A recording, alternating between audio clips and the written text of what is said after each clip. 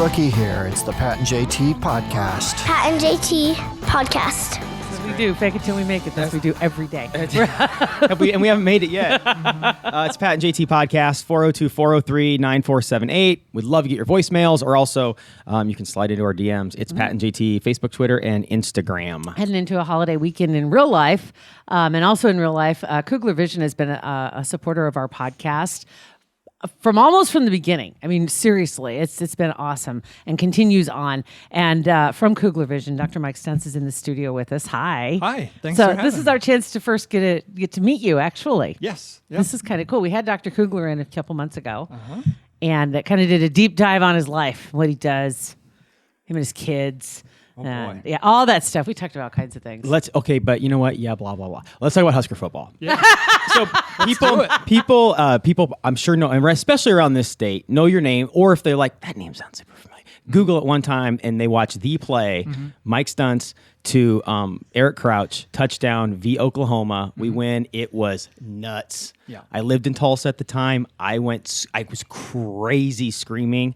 So that's awesome. I just want to tell you that's awesome. I feel like Chris Farley right now. That was awesome. You're meeting your fanboy right now. This is Wait, so you lived in Tulsa? I did. Were you an Oklahoma fan? Were you from No, here? from here. Yeah, I lived there for like 3 years. All right. So then, just within those 3 years, it was Crouch won the Heisman. You threw the ball. National champ, all this stuff. Yeah. I'm like, whoa! I was out of the nest for that one, but it was Yeah. any state to be in during that game that week. Yeah. It was Oklahoma. That was fun. Yeah. That was. I mean, for me too. Yeah. I mean, Yeah. so if you don't mind, just very briefly for people that maybe don't know, Sure. describe that play and the situation and what happened. And if I cry, I'm sorry. You and me both. So it was a long time ago, which surprises me every passing year. Right. 2001, and Oklahoma was number 1. We were number 2, and played down at Memorial Stadium.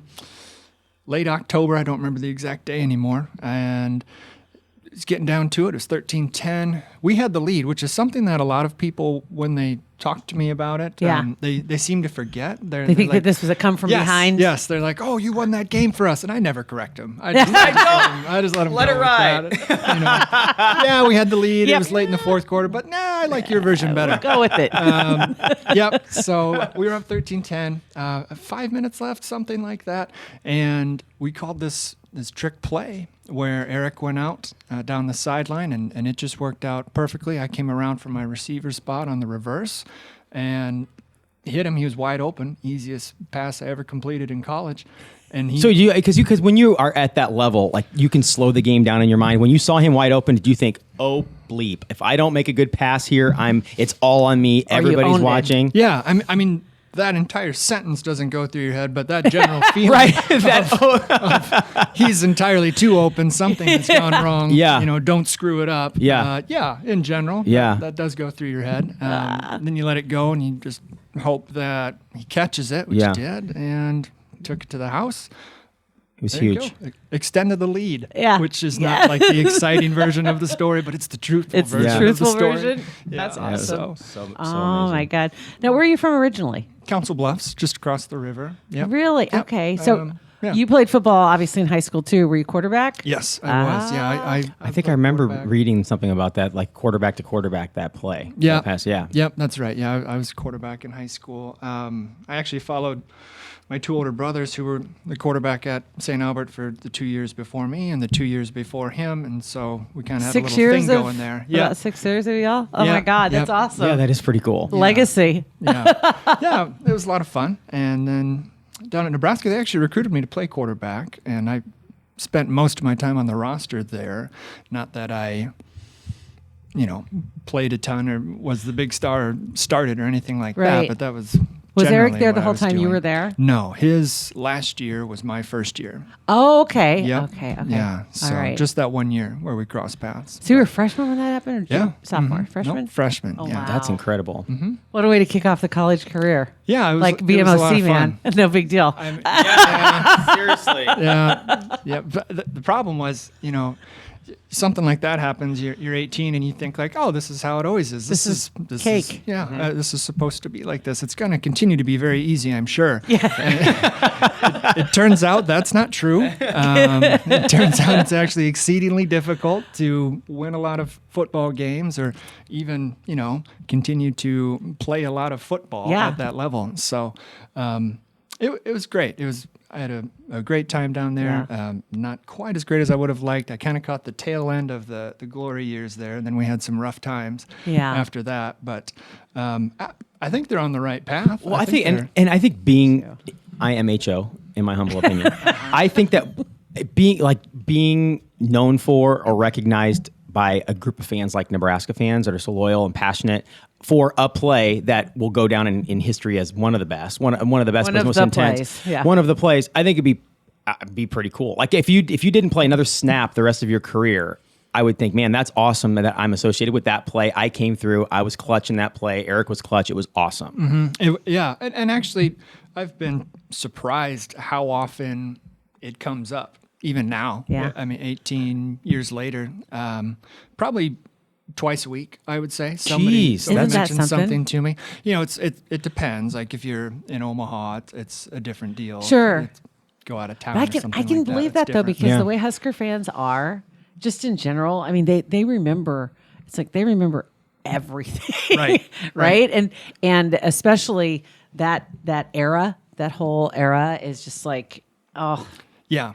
Exactly. It's been a long time. Yeah, it's been too long. It does kind of make you. It's kind of like we've been single for way too long. Right. Right now, where we have 14 cats. 9 online social profile per day. Yes, we're like we don't even know what's going on. I think my thing about it is. It comes up a couple times a week, like I said, but I think part of the reason for that is we haven't had other big plays that have happened, unfortunately. I would be super excited if we had a bunch of brand new huge plays happen and people just completely forgot about that. They'll never forget about that. I mean they probably won't ever completely forget. Yeah, you're right. But even with new plays, they'll always it's like there's something about the history of the Huskers. I mean, everybody just takes such great pride in it. Were you a Husker fan growing up? Oh man, this is tricky. This is where I'm kind of curious because my family, half of my family's from Iowa. Yeah. And so there's always these damn Iowa shirts at Christmas. Right. And they always give me one. Yeah. Another dish rag for the next year. Iowa shirts and Missouri shirts. That's what I would get every year for Christmas for my cousins. I'm like, are you kidding me? Yeah. I'm in a very similar situation to you. Out of the 5 members of my immediate family, 4 of them went to Iowa. I was the only one who went to Nebraska. The only smart one. And who has a play named after him? Okay, what? Whatever. But I grew up an Iowa fan. I grew up going to games. Hayden Fry was just slightly below Jesus in my house. 100%. Just like T.O. was here in Nebraska, right? Absolutely. And I remember... I'm just going to put it all out there. Go throw it down. Husker fans used to drive my family nuts. Like my dad in particular. I'm sure. Late 80s, early 90s. Nebraska would go 9-2, and he'd have to hear the complaining from the Husker fans, and it would drive him insane. So that first conversation you had with your dad, or the first time you brought up the idea of maybe going to Nebraska, He was on board. Oh, yeah? He was on board. He went down and he met the coaches and he met the academic counselors. And, I mean, when you're a father, you want the best thing for your son. And he was able to set it aside. Absolutely, and see the good. Absolutely. But then afterwards, did he still give you a hard time? No, he really doesn't. I mean, even now when we play each other, and, they've whooped us pretty good the last few years, it's cordial. There's a little bit of of ribbing that goes on occasionally, but I think what it is, they know that I grew up an Iowa fan, but obviously my allegiance now is entirely Nebraska. Like I hope we beat Iowa 100-0 every year. I'm just being spoken honest. like a true Husker. That's right. Yep. And that's how it's always going to be. And they rooted for me and for Nebraska when I was there, but as soon as I was gone, it was they loved Iowa, and that's fine. That's right. That's where they went to school. That's where I went to school. Everybody's okay with it. That's cool. Got to give him credit for being able to do that. As far as being able to split allegiance just because of who was priorities. Yeah. He's more important here in the grand scheme of things. Yeah. Yeah. obviously. Well, Yeah. my brothers, my two older brothers, Coach Solich actually called them and asked them to come down, just the two of them by themselves, just to wow. kind of, get to know the place. And I ended up going with them, but we were walking out of the stadium on our way home, and my oldest brother Ryan looks at me and says, "Why are you not going here?" And he thought it was amazing. He was Yeah. blown away. And this was when he was in school at Iowa at Wow. the time. That's So, cool. Yeah. Wow. So there's a lot of love for Nebraska in the house, even though they are genuinely Iowa fans. Iowa fans. Yeah. That's pretty awesome. Yeah. Pretty awesome. Though. Yeah, That's funny. It was great. My God. So you go to school at Nebraska, and then where do things take you? Well, I worked in Omaha for a couple years after that. I actually was a golf pro. I taught lessons mostly. Had no idea. Yep. I worked at Golf Tech on 114th and Dodge Yeah. with James Kinney, who's still there doing awesome. I saw him the other day. And it wasn't that I didn't enjoy it. I really enjoyed the job. I just wasn't as passionate about it as I thought I should be, something that I'm going to do for the next 30 or 40 years. Right. And I kind of looked into going back to school, spent some time with my dad and my brother. My brother's a dentist over in Council Bluffs. My dad's an orthodontist over there. And I thought, this is really interesting. I don't know if I want to specialize in such a tiny area of the face, though. Maybe I'll Area of the face. maybe I'll go back to school and maybe I'll go into medicine. And then I went into ophthalmology. That's funny. And now I specialize in two tiny areas of the face. So That's Actually, funny. this is kind of funny now that I hearken back to what you said about your dad having to hear about Nebraska fans complaining about our record every year. As an orthodontist, he also had the ability to not let them talk. that's true. That's very true. That's Dentists true. drive me crazy because Yeah. they talk to you and then immediately they're doing something in your mouth. You're like, and you can't answer. You know, the best response there coming from someone who grew up in a dental household, just talk as much as you possibly can for as long and as loud as you possibly can. If they're gonna ask you questions, just give them answers Give 'em until they answers. realize this is not gonna. I've got to stop talking to him because I can't get my job done. That's a good little pro tip. I like that. Yeah, and Dad's retired now, so I don't think he'll care. But Right. sorry, Tony. That's So funny though, because now I see what you were talking about. He'd have his patients coming over. That's why he was talking to so many people. That's funny. hilarious from a small area of his face. Right. That's awesome. I love it. All right, so what about your family life? So I have three beautiful children, and a fourth one coming in December. wow, My congratulations. wife, thank you very much. Yeah, we're super excited. I love when people say, because everybody to the parents, every kid's like the most beautiful kid ever. I want some parents to be like, I got three kids, one of them is ugly. Total dog. Total dog. Yeah, The yeah. oldest one. I don't know what happened. Yep. But And yeah. such a jerk. Or like when somebody somebody passes away and they're like, oh, he was the nicest person in the neighbor. I want him to say, you know what? Thank God. He was a jerk. Hated that guy. Right. Totally hated that it. guy. Yeah. Yeah. Off my lawn, man. Boy, yeah. Even if I try and be objective about it, I'm It's still tough, going right? to tell you. Right. Yes. No, my Parents kids are can't do that. gorgeous. Yeah. Yeah. So my wife, Natalie, she works for Children's Hospital. She's a pediatrician. She's from Omaha as well. We're doing really well. Really excited about the new baby coming up here. Yeah. Spend a lot of our time corralling the kids, taking them to the kids' gym. How old or are the they? Zoo. Got a 4-year-old girl, a 3-year-old boy, and a 1-year-old boy. Wow. Oh my God. Yeah. Holy cow. Oh Yeah. my God. We had Matt Schick was in not too long ago. Yeah. And he has like 5 under 4 or something like Something that. like that. Right. It's got they just kind of like stacked the deck and had them. I think they're all under 6 years old. Yeah, I think one of them just started kindergarten and the rest are below. Yeah. Yeah. Yeah. I know that feeling. Right. I know that feeling. He's pretty sure that his wife doesn't want to see him Yeah. Right. anymore at all. That's just done. Oh man. I mean, I don't know. It is a lot of work, but at the same time, it's kind of nice having it all intense and in Yeah. one shorter period of time. That's probably true though too, because Yeah. everybody's going to go through pretty much the same stuff Yeah. all at the same time. We'll Yeah. see. We'll see. Maybe I'm boys or wrong. girls. So it'll be girl, boy, boy, girl eventually. So the girls will be about 5 years apart. and the boys are about 18 months apart. That's awesome. Cool. Yeah. So That's awesome. Hopefully so yeah, they'll all be so friends. you're just getting into the trucking them around, doing stuff. Yep. Yeah. Yep. I'm trying to look into a way that my oldest can get her license perhaps at age 7. Pat's just Yeah. his boy just got his license. Yeah, just a few months ago. Well, yeah, 6 months ago. Yeah. About. And so he It's started. life. It's game changing.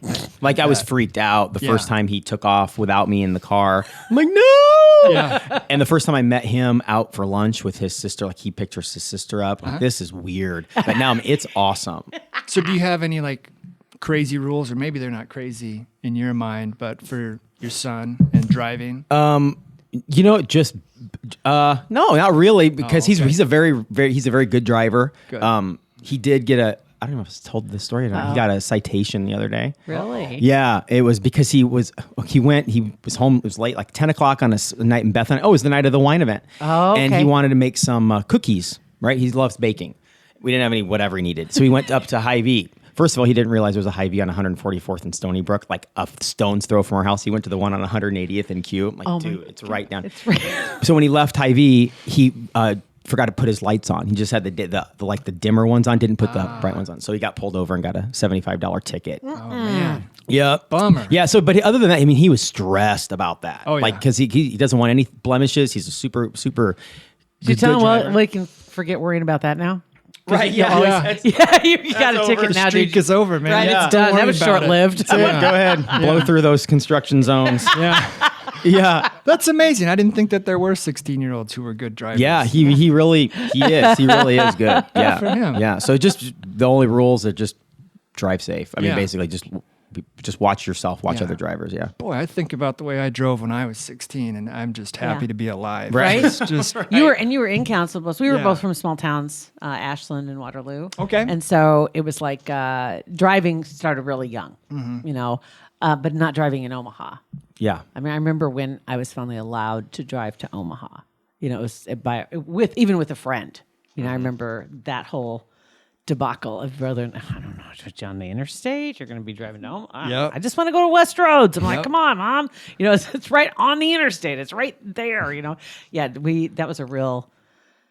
That was driving to Wahoo was one thing. Yeah. Get on the Driving interstate's to another. Yeah. Omaha, getting on the interstate was another. we hear that from patients who come to see us from surrounding communities about wanting to get out of here before the traffic hits and being worried about coming into town and such Yeah. and such. And to me, that used to strike me as kind of odd. And as I've gotten to know the Yeah. communities more, you know, as I've gotten older, I get it now. People around here drive like crazy people. Yeah, They really they do. do. They Yeah. absolutely do. Yes. And I think for most people, we were kind of realizing this. Most everything that I do is probably within a mile of my house. Mm-hmm.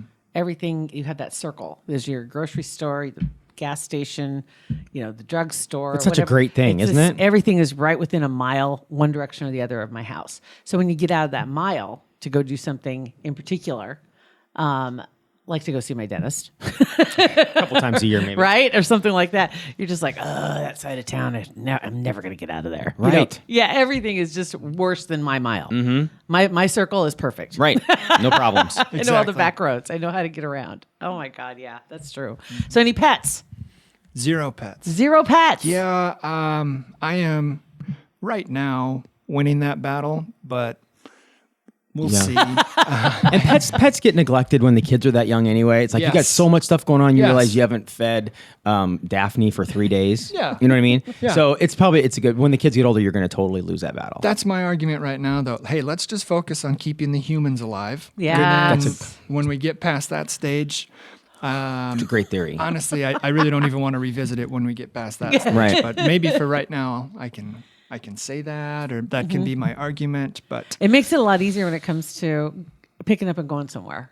yes, You know, about not having to worry about Yes. the critters, any of the critters. Or at least default to a cat. Like if you have to get a cat, because they're pretty self-sufficient. You can Yeah. go 2 days without scooping, and they can take care of themselves. So if they got to get a pet, then go to a Yeah. cat. There you go. thing about cats, though, I'm allergic. My wife is allergic. Not good. I'm not a big cat person. I don't dislike them.